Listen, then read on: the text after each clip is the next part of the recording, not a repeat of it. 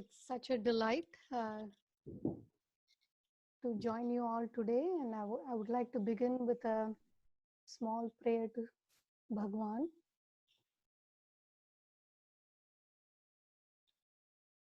Tvameva mata cha pita tvameva tvameva bandhuscha sakha tvameva tvameva vidya द्रविणं त्वमेव त्वमेव सर्वं मम देव देवा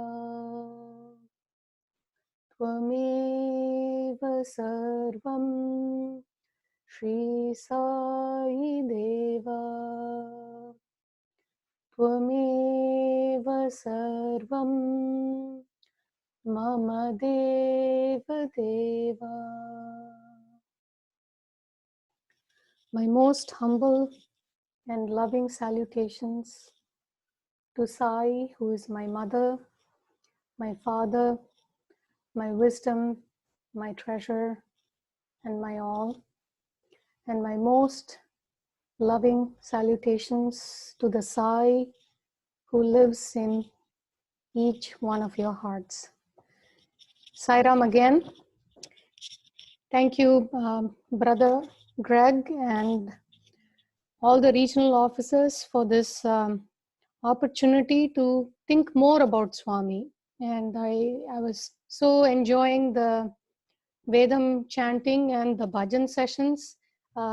It's been almost 2 or 3 weeks since we could go to the center and participate in bhajans. I'm sure all of you were enjoying it. You know, we don't realize what we are missing till we don't have the opportunity to do it. Bhajans is such an integral part of our connection with Swami and connection with divinity, and the connection with the divinity that is within us also. I hope you all had a good day, and you've finished with your dinner, or you're getting dinner ready. But I hope you're definitely relaxing and you're feeling healthy and you're feeling safe. On Sunday, when Brother Greg mentioned the topic, I thought this is really interesting. And for the past 2 days, I have been reflecting on the topic, which has made me very happy because I'm watching the news less.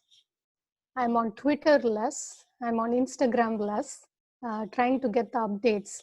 And I thought, man, Swami has the best way of diverting your attention to something that gives you joy rather than something that causes fear in you. So when I started reflecting on the topic, which is protection of the devotee, 3 questions came up. And this is, over a period of 2 days, up until, I would say even 6 p.m. today. There was this beautiful conversation that was going on with Swami. And it was such a joy.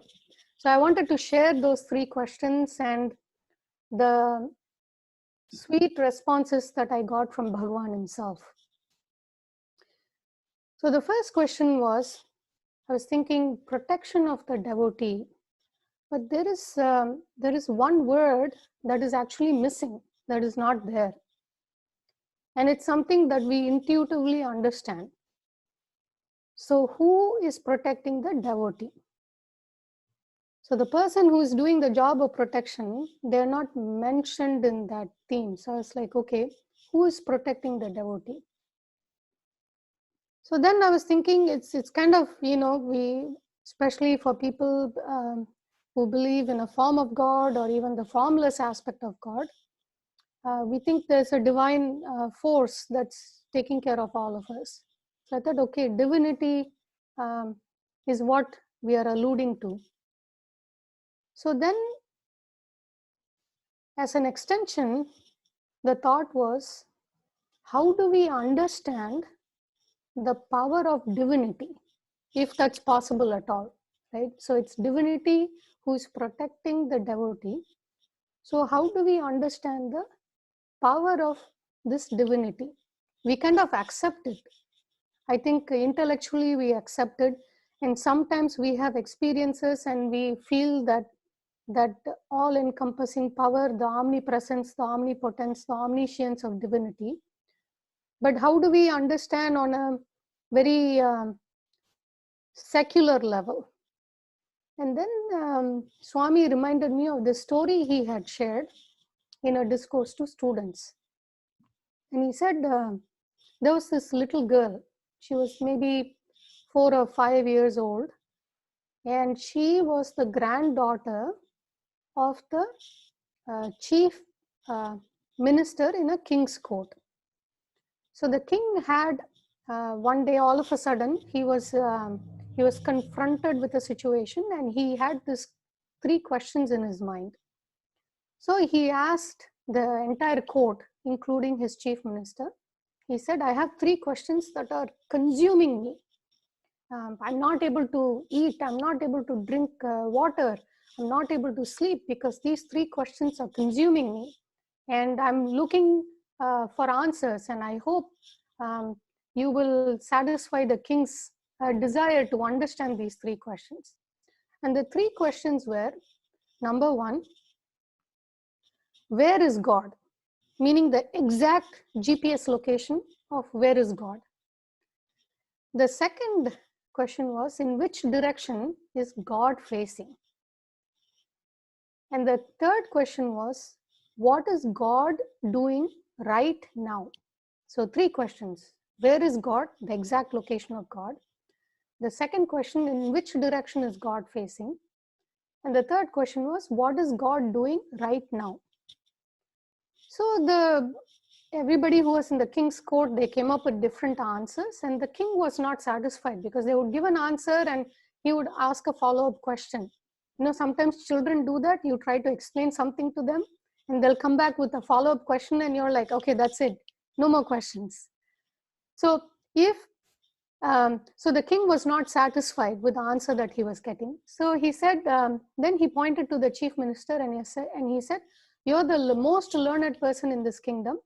What are your answers? And the chief minister was perplexed himself. He said, if the king is not satisfied, I don't know who else with these answers, I don't know how else to satisfy you. So the king gets really furious and he says, I'll give you 1 night's time. You go home, tomorrow morning, you come back and you better give me a good answer. Because if you don't give me a good answer, I'm going to throw you into jail. The king had some anger management issues. I think we all do sometimes. So the chief minister comes back home, and every evening when the chief minister comes back home, the little one always gets excited because that is the time she gets with her grandfather to play with him, to chit chat, and the grandfather engages the little one in a very nice way. So she comes running because she heard grandfather coming back home. She comes running to the door and she's like, so happy and joyous to see the grandfather, and she's stretching her hands out so that he would pick her up. But the grandfather was dejected. He was kind of lost, thinking, how am I going to answer the king's questions? And if I don't answer him, he's going to put me away in jail. So he was like very distracted. So then the little one is like going around the grandfather and she's trying to get his attention. And finally the grandfather says, leave me alone. Don't disturb me. I'm kind of, I'm stressed out. So the little one says, grandfather, did I do something wrong? Are you upset with me? And the grandfather doesn't give her a proper answer. And then he just finally blurts out saying, look, the king has asked me 3 questions and I'm not able to come up with an answer. And if I don't give him the answer by tomorrow, I'm going to get into deep trouble with him.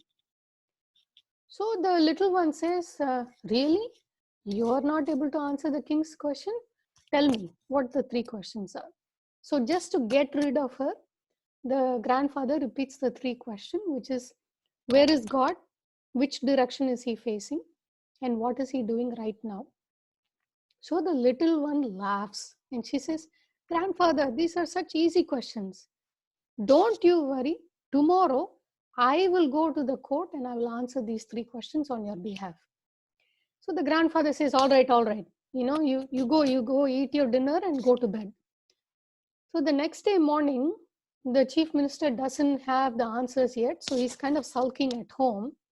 And the king sends the chariot for the chief minister to come. This little one goes. And the charioteer is looking at her strangely like, hey, not you. Go and tell your grandfather. The chariot has come. We have to go. And she says, no, no, my grandfather is not coming today. Instead of him, he said, I could go to the king's court. He's deputing me to answer the king's question. So the driver looks at her up and down. She's only 4 or 5 years old, a little tiny one. So he says, okay, if that's what your grandfather said, sure. So she goes to the court and everybody is astonished. Little one. Everybody is astonished and looking at her, but she goes very bravely to the king. And the king is also surprised and he expresses like, what, your grandfather couldn't answer the question, so he's hiding behind you?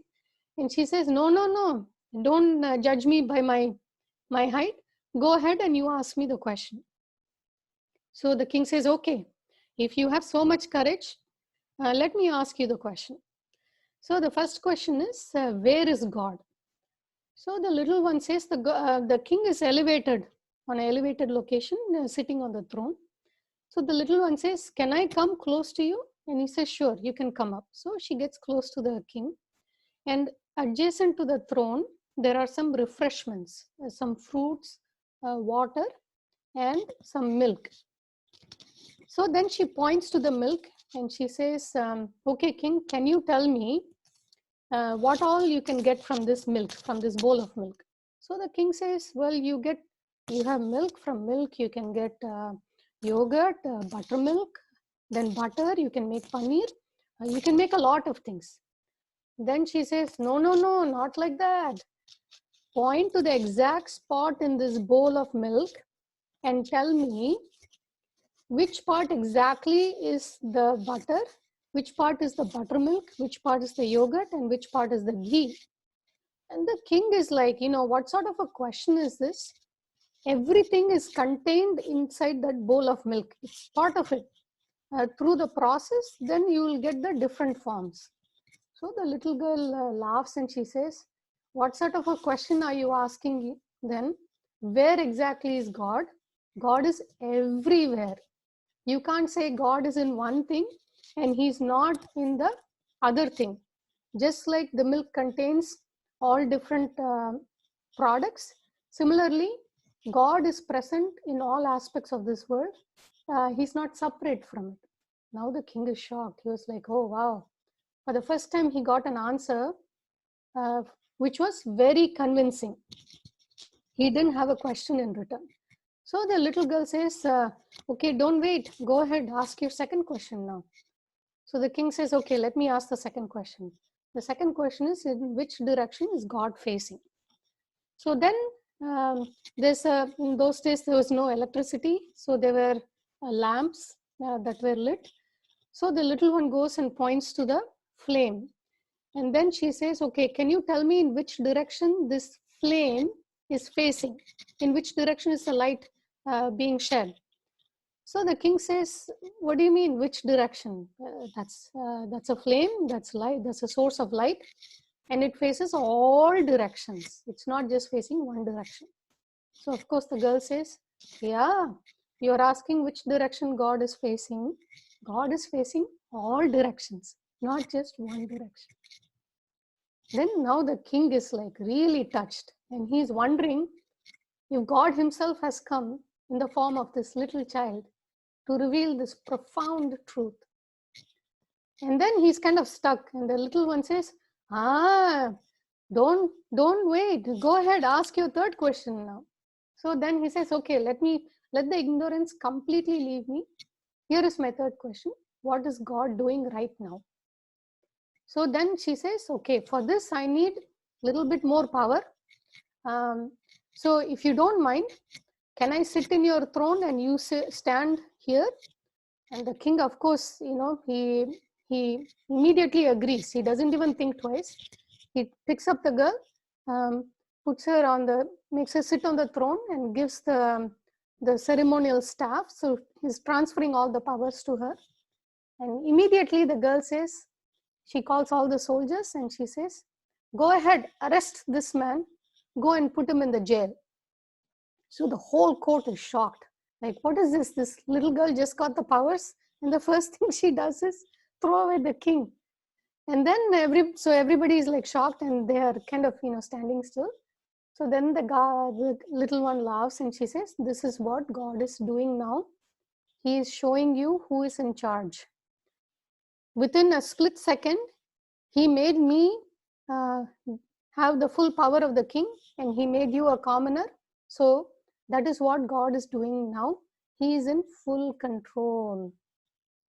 Such a simple story, but it has such deep meaning, which reveals the power of divinity, that God is everywhere.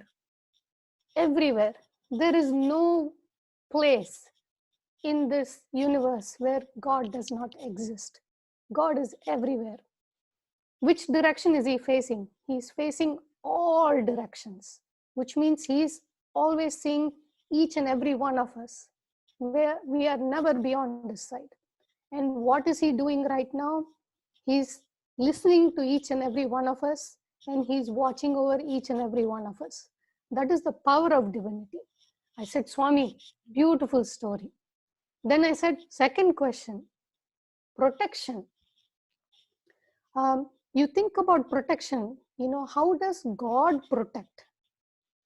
And then Swami said, yeah, God protects in different ways. Then you kind of think like, when you think of protection, when we hear about big miracles, it feels kind of good. But there are miracles that happen every single moment. That is also a miracle. But we kind of sometimes don't see it that way. So Swami reminded me through this story. It's about green chilies. And some of you may have already heard all these stories. I've shared these stories before. But the way Swami reminded me of these stories, especially at this time, it's such a powerful way of staying focused on Him, right? So it's good to remember that. Swami once told the students, the best way we can express our gratitude to Him is to remember His stories, to remember the interactions that we had with Him. So coming back to the green chili story. So this happened in primary school. And Swami had sent word that he was coming to primary school for afternoon tiffin. So it's afternoon snack that all students get actually. Primary school, and then higher secondary school, and even the college students, we all get an afternoon snack after college is done and school is over. So because Swami was coming, everybody was seated in the dining area in nice rows, and Swami had his table set up. And they had one dessert, one sweet, and then one savory. And there was also one vada for each child. So Swami had come, he sat down, and then he gave the signal to start Brahmarpanam. So when all the children started chanting the Brahmarpanam, there was this one little boy who was all the way in the back. As they started chanting the Brahmarpanam, he stood up with his vada and he started walking straight to Swami. So the teachers were kind of like getting nervous, like, Swami is very particular about discipline. Swami has said that is the first, second, and third language in all his educational institution, that is discipline. He is very, very particular about discipline. And this boy was breaking the rules. And they were getting really nervous as to what Swami is going to tell them, because he's not going to scold the little one. The teachers would get into trouble. So one of the teachers tried to get up and move towards the little boy to kind of stop him from going towards Swami. And then Swami signaled to the teacher saying, it's okay, let him come. So the little boy came and he gave the vada to Swami. And Swami held the vada patiently till the Brahmarpanam prayer was completed. Once it was completed, he broke the vada into half. He gave one half to the child and one half he kept it in his plate. So then the boy, he said, go and sit in your place. So the boy went and sat down.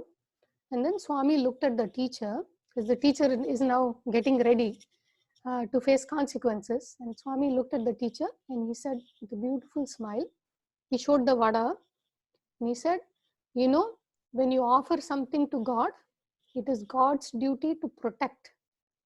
So the vada piece that Swami retained had the green chili pieces, and the other half that the little boy got had no green chili, right?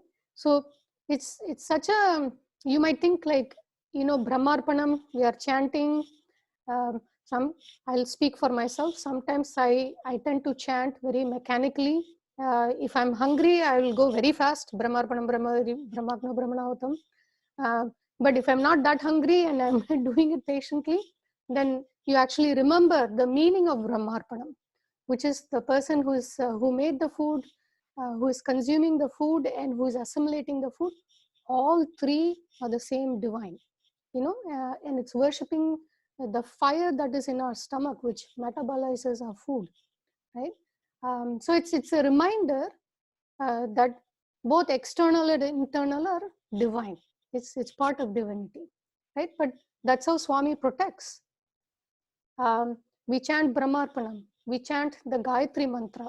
Every evening we have prayer sessions. In the US, I know our National Devotional Coordinator, Brother Shrikant, is conducting the Gayatri mantra sessions. I know our SSC children are chanting Gayatri mantra in their homes. And all of that has a very powerful effect, not only for you, but for everybody. You know, the prayer that we chant, especially when we chant it together, it gives us protection against so many different things. And the more we chant, the more we will feel protected at a physical level and also at a mental level. You know, it protects us from doubt, from depression, from despair. So the more we chant together, it is good. And who gave all these mantras to us? Our sweet Lord Sai, right? So he is protecting us, but not just at the green chili level. At multiple levels, he's protecting us, right? And then the question came, the devotee. Why is the devotee so precious? Protection of the devotee, right? Even in the Gita, it is said that God descends as an avatar for the destruction of the evil and protection of the virtuous or the devotee. And devotee, in my heart, I feel like anyone who loves God, no matter what form their favorite God is. It could be Buddha, it could be our Swami, it could be Jesus, it could be Krishna, it could be Ganesha, even the formless aspect of Allah. It could be you know, any form that they wish to worship, any form that evokes that love in your heart. All those individuals are devotees, right? But why is the devotee so precious to the Lord? And then so many stories came up. So I was kind of like, Swami, this is, each one is so sweet. One story that I was reminded of is there was this very sweet interaction between an American devotee. His name is Al Drucker. I believe he's from Northern California, and he translated the discourses that Swami gave on Bhagavad Gita in 1984. He did the English translation for all those discourses. And the interesting fact about the Bhagavad Gita discourse series is in 1984, for 1 month, there was a nationwide lockdown in India. So even the ashram was in lockdown. Nobody could leave the ashram, nobody could enter the ashram. So each day for those 30 days, Swami gave discourses on Bhagavad Gita inside the mandir. It's a beautiful set of discourses. You can visit our website satyasai.us, and if you look under the member tag under devotion, all the discourses are listed, and I would encourage you to go and read those discourses. Swami has explained the Bhagavad Gita in such simple terms and such practical terms. So this was coming back to the story. So Swami had called Al Drucker inside the interview room, and they were having a conversation.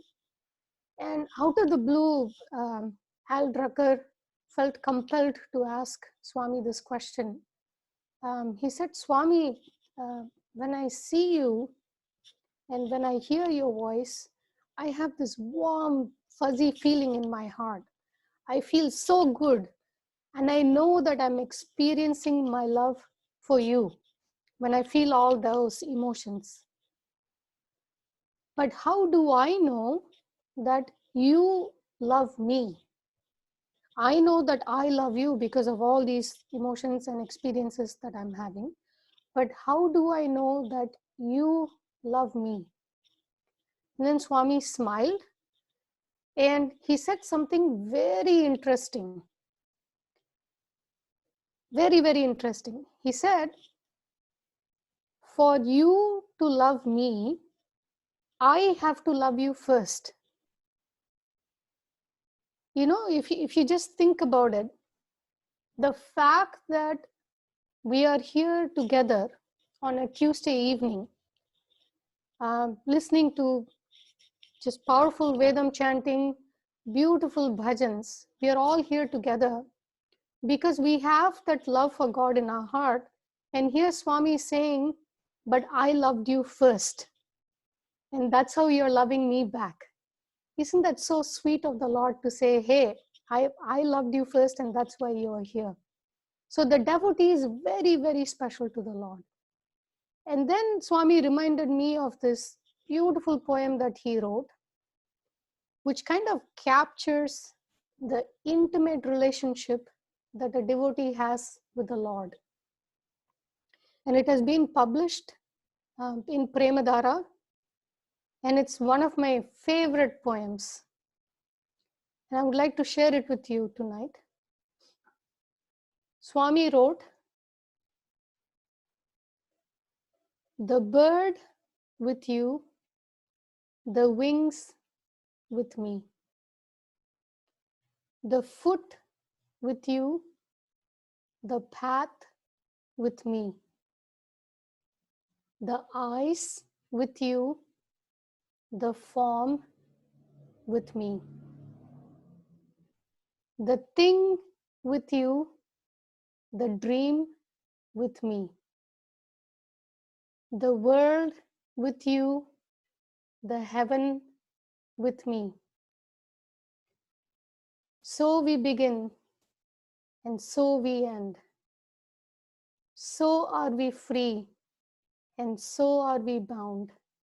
You in me, I in you. You in me and I in you. And if we can remember this, that we are not different from God, we are part of God, then we will always feel protected. I'm offering my prayers again to Swami, that every day we feel his protection in our hearts, in our minds, and we share this love with all those around us. I want to thank the region again for giving me this opportunity to reflect and to stay away from news that doesn't help me at all, and just to think about Swami. And I also want to thank them for initiating this online satsang. It's such a wonderful way of feeling this sense of community again. And I hand it over back to Brother Greg. Thank you, Sai Ram.